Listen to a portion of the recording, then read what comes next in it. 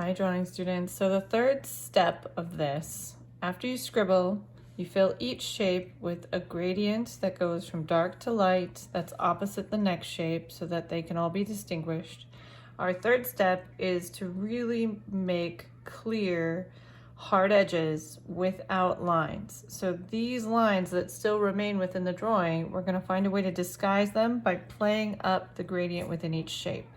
So the soft edges are going to be even more smooth and the hard edges are going to be even more distinct. That's where we're really working here. So you're going to need your pencil. You're also going to need either a paper towel or a few Q-tips or a paper napkin, but you do not, excuse me, you do not want to use a Kleenex or toilet paper because those things typically have lotion in them or chemicals, where paper towels, Q-tips, and paper napkins do not. So that's the item I need you to grab, and then you can come back and watch this video. So pause here if you need to go get those things. So here's what's going to happen. We're going to use these tools to blend like we would in a traditional art class, in which case if we were in the classroom, I would distribute things like this. This is called a paper stump. If you have a family friend or relative or sibling that has a drawing kit, they probably came with one of these. Sometimes they're shorter, like this long approximately, and they are maybe thinner. They come in different sizes, but this is essentially rolled up paper that you use to blend value. We didn't see Arenze Stanley use this in his video, but we did see him blend with brushes. So if you want to, you can also use brushes. The brushes work better with powder, but in this case, I'm going to show you all three, and then you can choose what you're going to use. So we're going to use this material to blend our values. So if you have a paper towel, you're just going to take it and fold it a few times so it becomes smaller. You don't want to wad it up because you don't want to waste. And if you fold it, you can refold it, and you also have a little more control. So the paper towel you want to be firm and smaller than like the tip of your finger. So I'll use this end and this portion, this portion of it to blend. And then when it's dirty, I'll refold a different way and use a different clean part. So that's what we're gonna do. So I'm gonna work in just this area right here to show you how I would get rid of these lines, and then I'm gonna let you do the work. So I'm gonna start on the smallest part that I can, but I'm also gonna make sure this is kind of flat and even.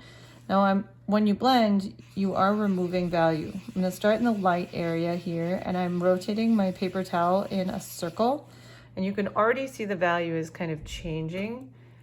You can see the way it appears a little softer, a little more gray, and there is grayness on my paper towel, right? So I'm gonna keep going with this, and I'm starting in the lightest value, and I'm working into the darker value gradually.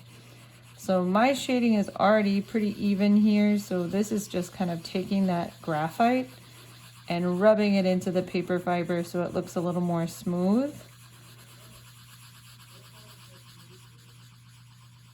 And when I get to the darker values at the top of this, I'm actually putting a lot less pressure on my paper towel. And I'm trying to stay away from that edge a little bit, but I will go back with my graphite too. So I want this to appear pretty smooth, and it somewhat does. It's pretty good. So now I'll go back with my pencil, and I'm gonna go back into this. Now I can still see this line and this line really well. So I'm going to repeat my shading over the top of this, especially near the edges, to try and hide these lines.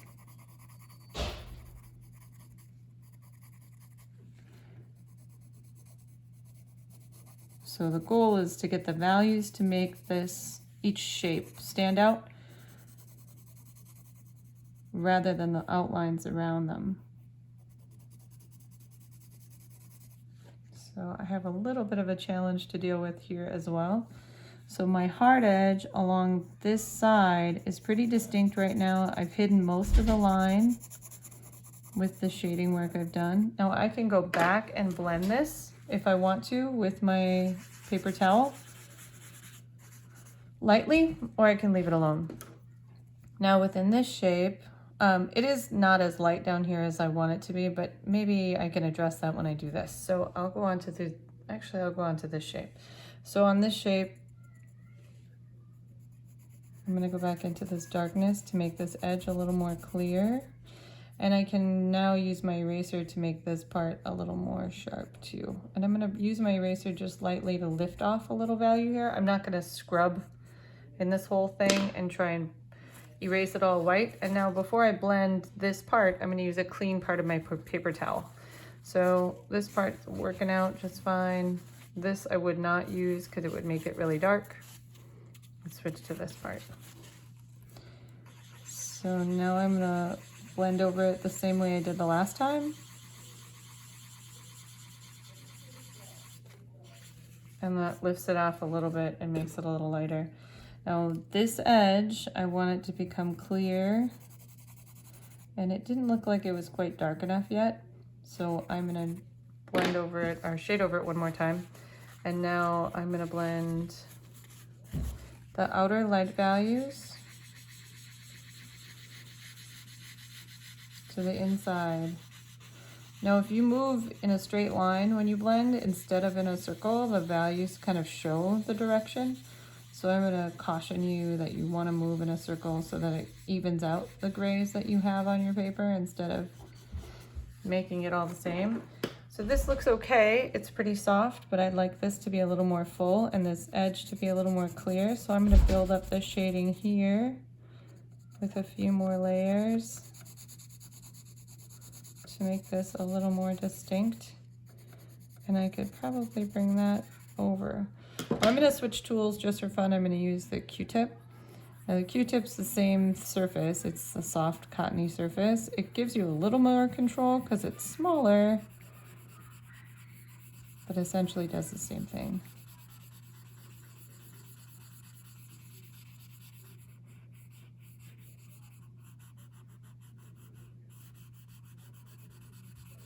So I'm using this, it's really dark, so if I'm gonna go out here and blend on the light part, I'm gonna switch to a clean portion of this Q-tip.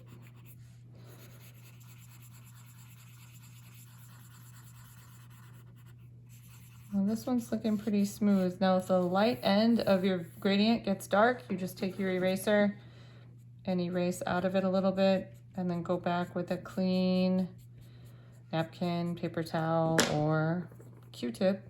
I'll take the clean part of this Q-tip, and I'm going to put a little more pressure on it to get it to blend in, and see if I can get those hatched lines to blend in here to just lighten that up. So far here I've almost gotten rid of this line.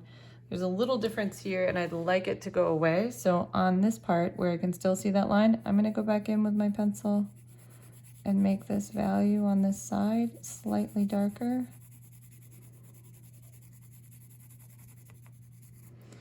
And then I could use this Q-tip, smooth it out a little bit, soften it. And in the transition area, I can maybe even lift off that line. I don't know if that's gonna work. I'll see what I can do.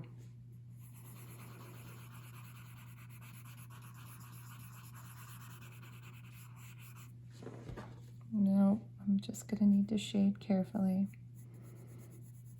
So in order to prep you for where we're headed with our shading work, I want you to have this practice of making hard edges super clear and sharp like this, and then soft edges that fade. And using a tool to do that might be helpful.